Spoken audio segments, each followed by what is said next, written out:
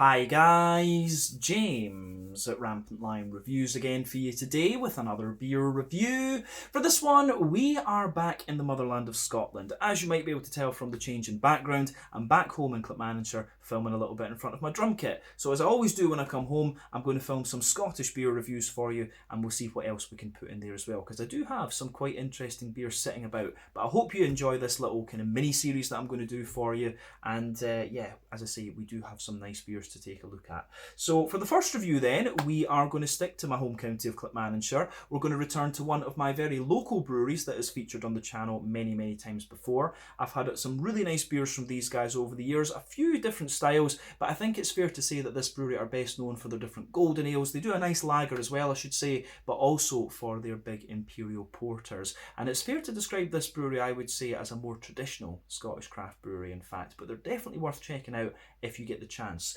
Now, the beer that we're looking at today is a style that I know they can do very well. It's one of their latest releases. It's available across Scotland throughout different supermarkets, and it is supposed to be pretty nice. So I have to say, I'm quite curious to see what this one is going to have in store for us. So yeah, let's see how we get on then. Hopefully it's another good beer. Hopefully it makes for an interesting review. And as always, I hope that you guys enjoy my take on this one as well. So yeah, for this review, we are going to head a little bit down the road to Alva, and we're going to have a look at another beer from Harviestoun Brewery.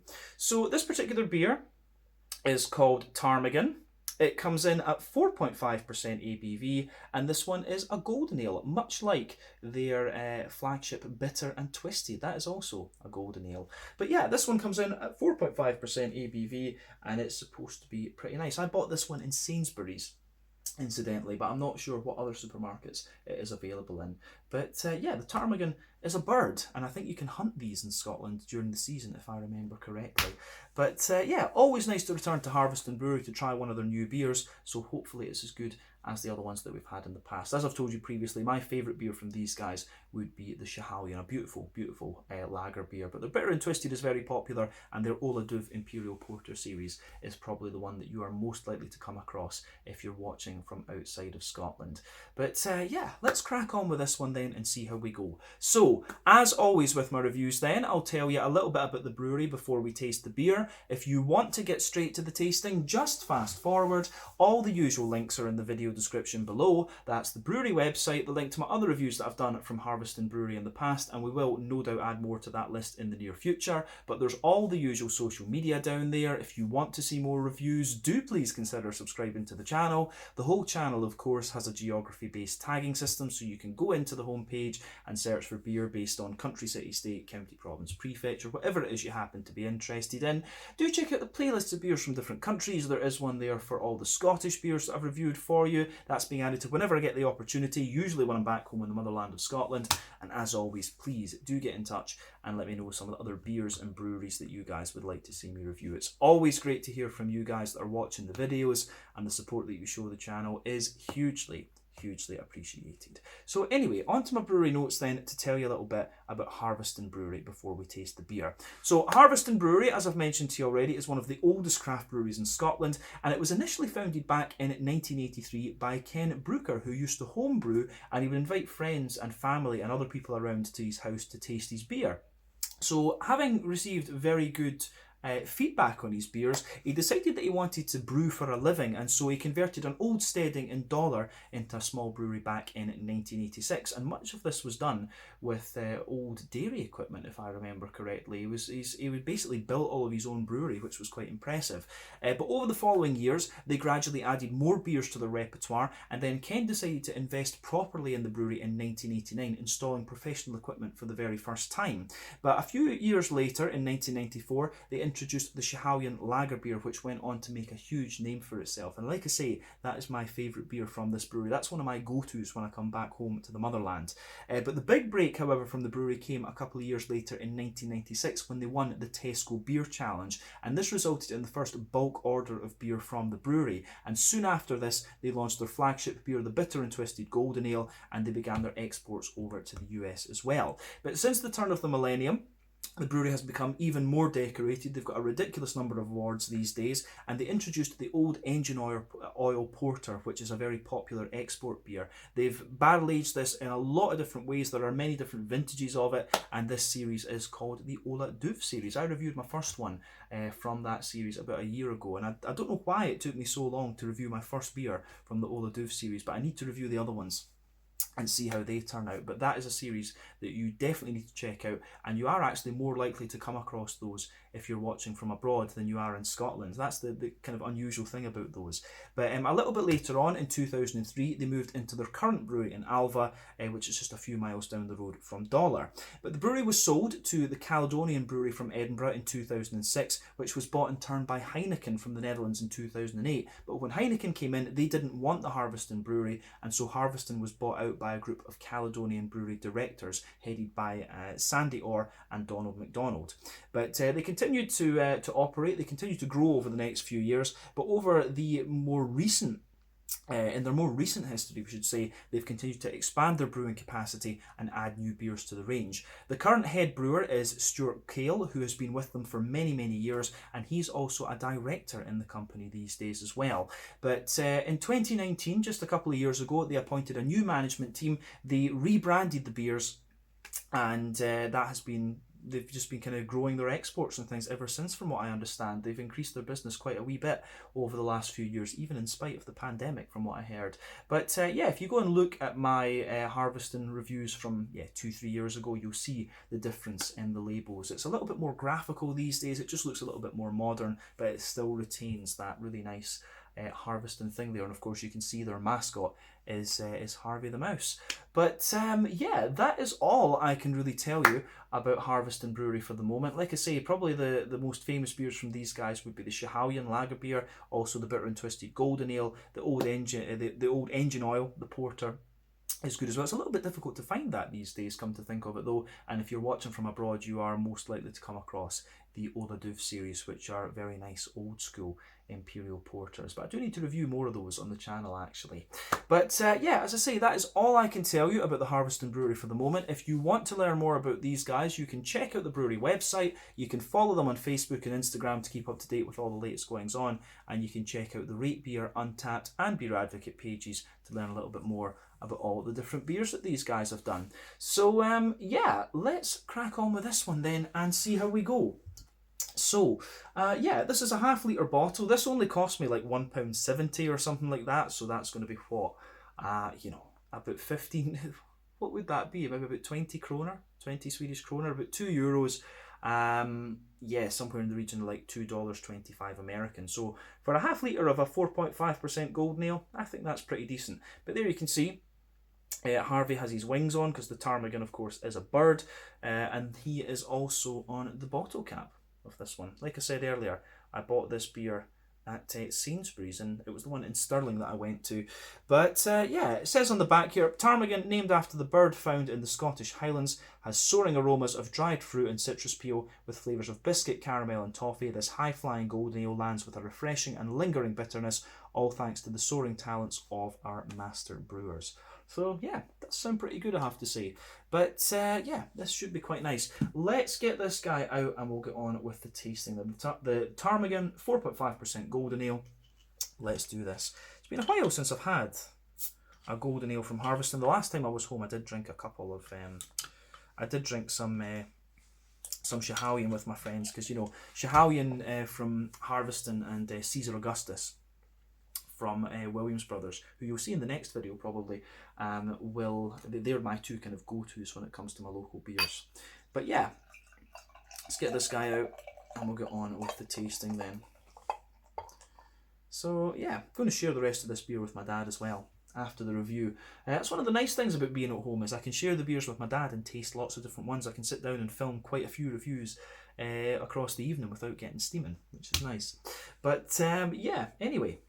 So, as you can see, and as you would expect, this beer has poured a lovely, if I put the light through this, yeah, it's poured a lovely, very kind of rich golden colour. You can see it's crystal clear as well, actually. So, before the head disappears on this one, we've poured maybe about, yeah, 3/4 of the bottle.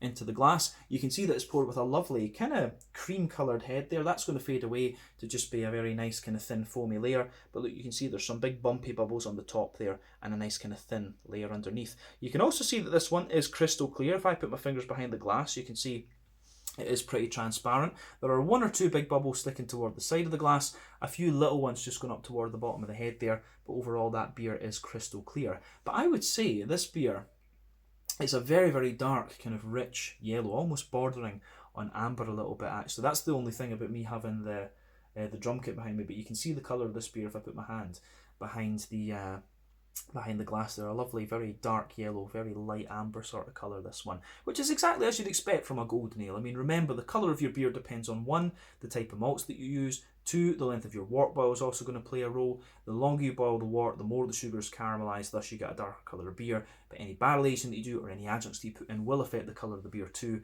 When it comes to a golden ale like this, you don't really have to care about those 2 variables. They're not often things that are put into play when it comes to the beer.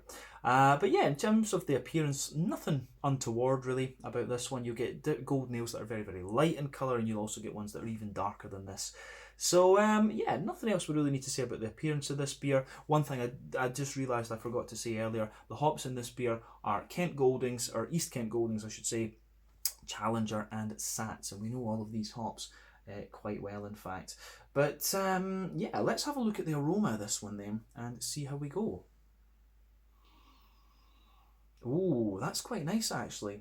Definitely a wee bit more malty, I think, than Bitter and Twisted. Bitter and Twisted is a lot more kind of grassy and floral and things like that, from what I remember. But this really comes across as a more kind of malty golden ale actually, that's for sure. But yeah, first impression of this one is it's a nice kind of bready, biscuity backbone. Good little bit of green component to it. You certainly get some of that nice fresh green component in there. And you've just got a little bit of that kind of fruity note to it as well. I would say it's very typical of the style, but it really leans toward that malty part of the spectrum. So yeah, a wee bit different compared to what we've had from Harviestoun in recent times. I'm trying to remember what beer we reviewed from them before. I'm trying to remember what we reviewed from them before the Ola Douv that we did last time. The Ola Douv review was about a year ago. I think it was maybe a lager. I'm sure it might have been a Pilsner actually that we reviewed from these guys before that. But yeah, regardless, this one, aroma is kind of what you'd expect for a golden ale. But let's go into that a little bit more in depth and just see how we get on. So yeah, backbone of the beer. You've got a nice little bit of a kind of like a sort of fresh bread crusty character coming out of this one. I really like how that goes together. Yeah, backbone of this beer. Yeah, fresh sort of wholemeal brown bread crust. On top of that, definitely a little bit of a more kind of wholemeal brown bread. I'm getting some kind of white bready characteristics out of this beer too though. So it is really, really smooth and really bready at the same time. Bread crust, brown bread, white bread, and then on top of that, you're definitely getting some kind of McVitie's digestive biscuity notes there. It really smells like that. Very, very biscuity for me.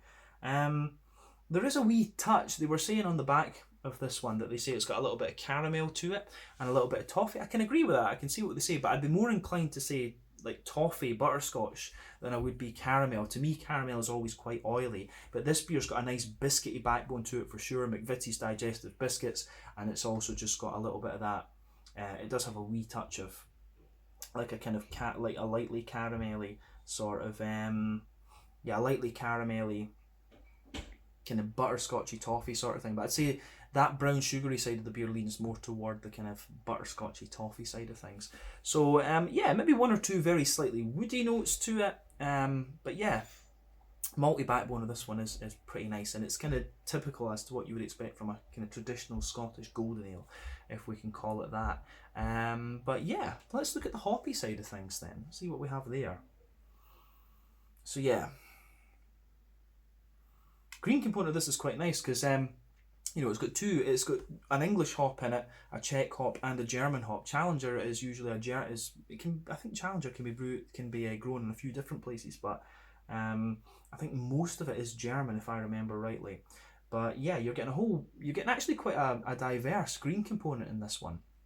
So yeah, you certainly get a little bit of the earthiness from the East Kent Goldings. I've always found that English hops are a bit more earthy and herbal. The German ones have a very bright grassy component to them, whereas the Czech ones are a bit more floral and spicy in my experience. Slovenian hops as well are very kind of smooth but also very bright actually in my experience.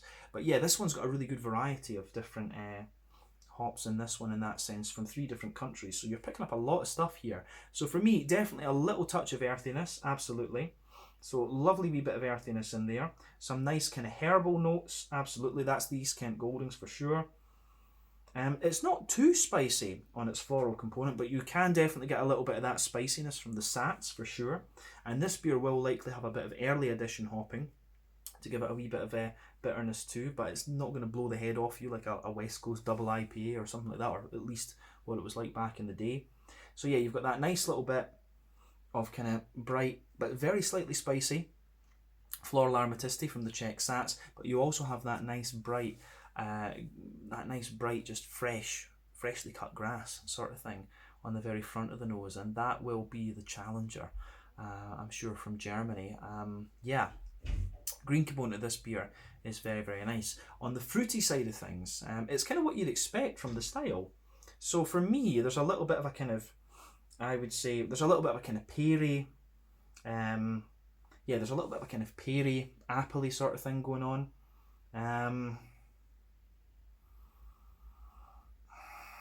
Yeah, there's definitely a wee bit of a kind of peary, apple-y sort of thing going on.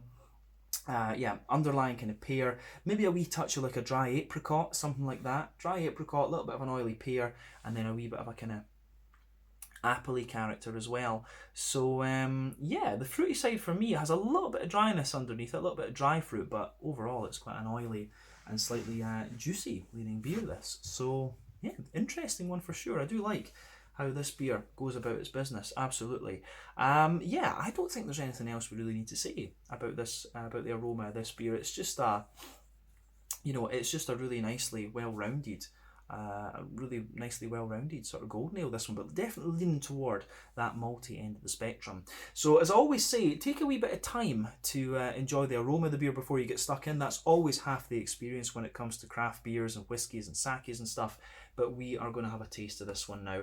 So yeah, this is the Ptarmigan, a golden ale at 4.5% ABV from Harviestoun Brewery in Alva, Clackmannanshire, here in the centre of Scotland. Let's get stuck into this one. Slàinte, skål, cheers.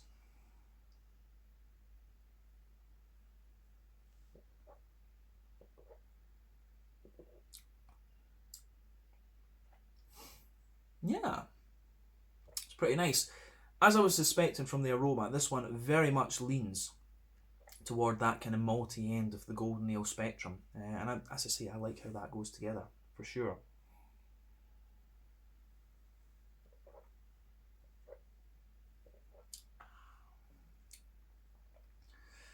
Yeah, absolutely. It's a solid beer. I mean, this is the thing.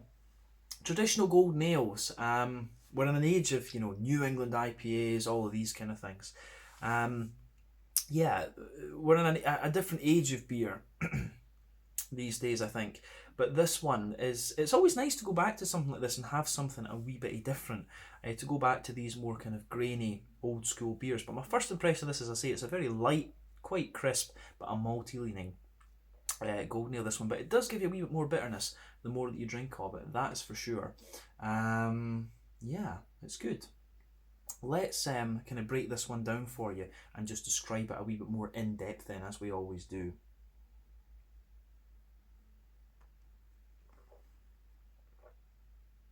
So, the middle third of your palate with this beer then.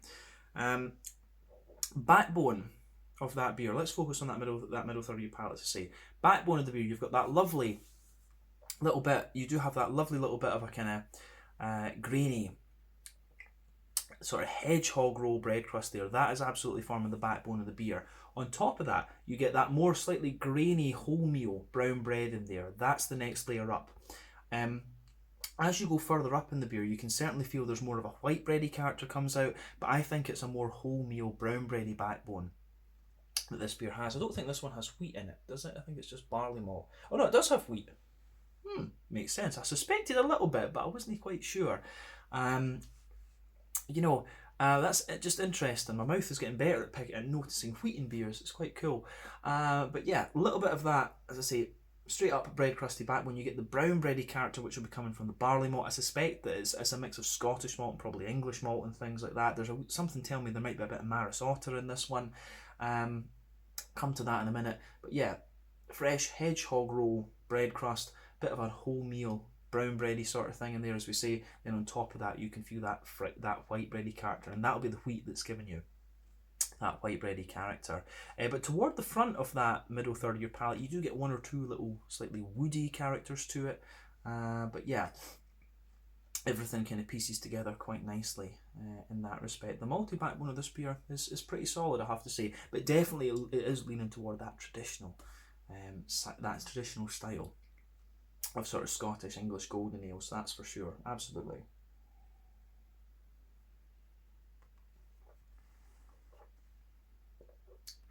Yeah. So for me, on top of that kind of white bready layer, you can feel you start to get a little bit of McVitie's digestive biscuit out of this one. You get like a circle in the middle of your palate where these brown sugary notes there. So it's almost like the base layer of this circle is like a McVitie's digestive biscuit, and that is a bit more noticeable the further out toward the edges of your palate that you go. If you go right into the dead centre of your palate, you will get a little touch of a straight up caramel, and that is the boozy side of the beer.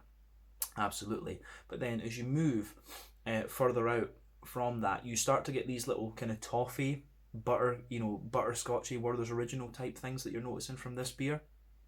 So I can see, I would definitely say the kind of brown sugary notes that they're talking about are a bit more obvious in the flavour than they are in the aroma. The beer really leans more toward that biscuity side of things in the malty side, but you also get a wee bit of, you do get a bit more of a balance to the brown sugars. There's a wee bit more diversity to it, absolutely.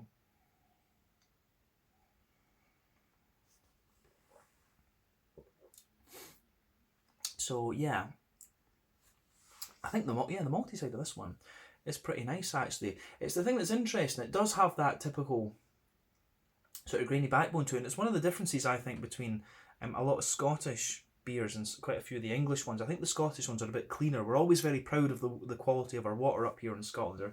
We always say that our tap water is the best in the world, which it may or may not be, but that's another story. But yeah, this beer, it feels very, very clean, and I think that suits the malt base and it brings out some of the sweetness of the beer. I would say that. But I don't think we have anything else we need to say about the middle third of the palate. Let's focus on the back third of your palate then. So the border region between middle third and back third of your palate, you get a little bit of that bready build up there, a wee bit of that bread crust. Then the back third of your palate is kind of the same. Nice little bit of bread crust there. It's definitely a bit more grainy. On top of that, you've got that more,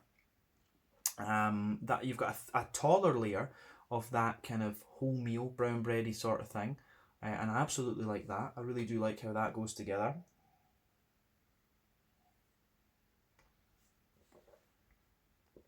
Yeah, the way that goes together is quite it is really nice, and I think the graininess there that you get at the back, it sort of builds well with the hops, I would say, but we'll come back to that in a minute. So a little bit of a more grainy bread crust, a taller brown bready, more brown bready layer in there, and on top of that you can actually get a little bit of the bitiness of the wheat in this, and then on top of that wheaty white bready layer you get some of the yeasty character in this one, and the yeast is the yeasty notes are a bit like a really dense brown bready doughy sort of thing there, and there's a little bit of a slightly woody crackery vibe around that as well. So the yeasty component in this beer is quite interesting, but the back third of the palate, the flavour is definitely taller, but then as you come forward into the kind of middle third of your palate, the flavour just kind of squashes down a wee bit more together, which I do enjoy.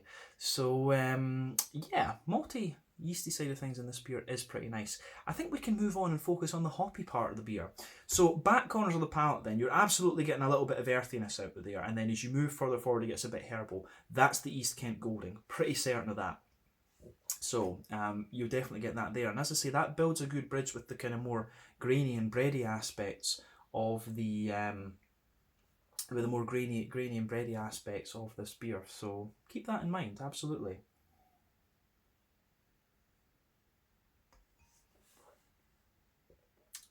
But yeah, this is pretty solid for me. I really like, I do like how this goes together.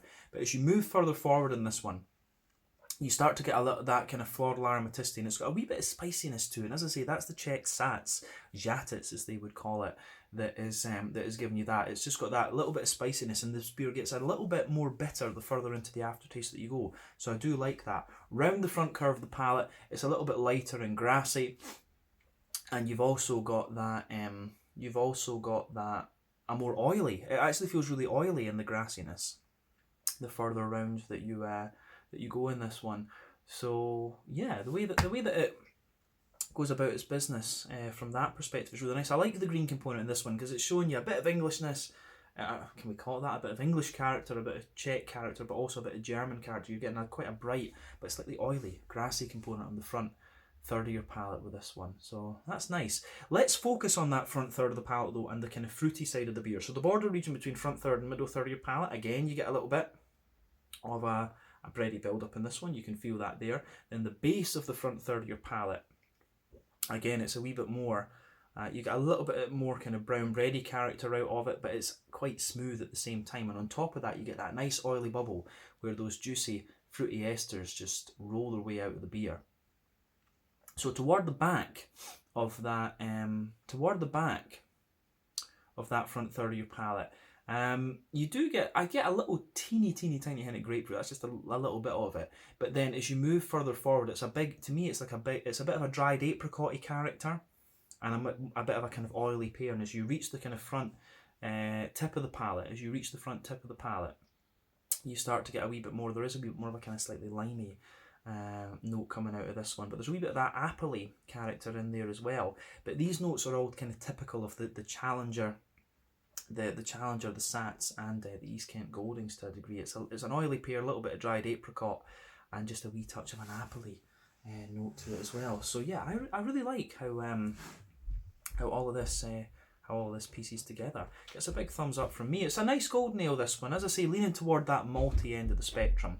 But yeah, let's round off this review then with a wee look at the mouthfeel of the beer.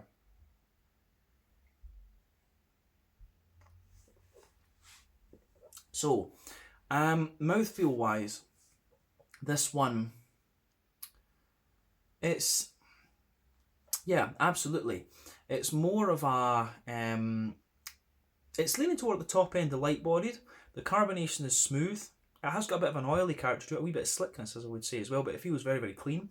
On the hoppy, bitter side of things, I'd say about 20-25 IBUs, absolutely. Yeah, 20-25 IBUs. The malty side of things, I think, it's got a good bit of graininess to it, which gives it that traditional ale kind of vibe, but you've also got a wee bit of a sweetness on top of that. You get the biscuity character and the more oily, caramelly kind of things, and then there's an oily and slightly dry, fruity character to this one too. But overall, it's a nice golden ale. Not a style that the kind of modern beer nerd drinks all that much, but I quite like going back to these every so often and just seeing what's on offer. But yeah, it's another solid beer, this one, and it is different from the bitter and twisted. It's definitely a more malty leaning golden ale compared to that one, in my opinion. But yeah, I think we can leave it there. So yeah, this one is the Ptarmigan 4.5% golden ale from Harviestoun Brewery in Alva here in Clackmannanshire in central Scotland, I should say. I don't know why I keep saying in the centre of Scotland. Pardon me. But yeah, another solid beer from these guys. And it's always nice to review stuff from your local brewery as well. I'm going to have hiccups now. That's going to annoy me. But yeah, once again, thank you for watching my beer reviews. Until the next time, please like, subscribe, share, all the usual YouTube stuff. Let me know your own thoughts on this beer in the comment section below. Let me know what your favourite beers are from Harviestoun Brewery as well. And we will no doubt return to these guys at some point in the very near future. But in the meantime, thank you for watching. Check out my social media. Check out Harviestoun Brewery's social media. And I'll see you soon. The Ptarmigan 4.5% golden ale. And I'll catch you guys in the next review. Slàinte, skål, cheers.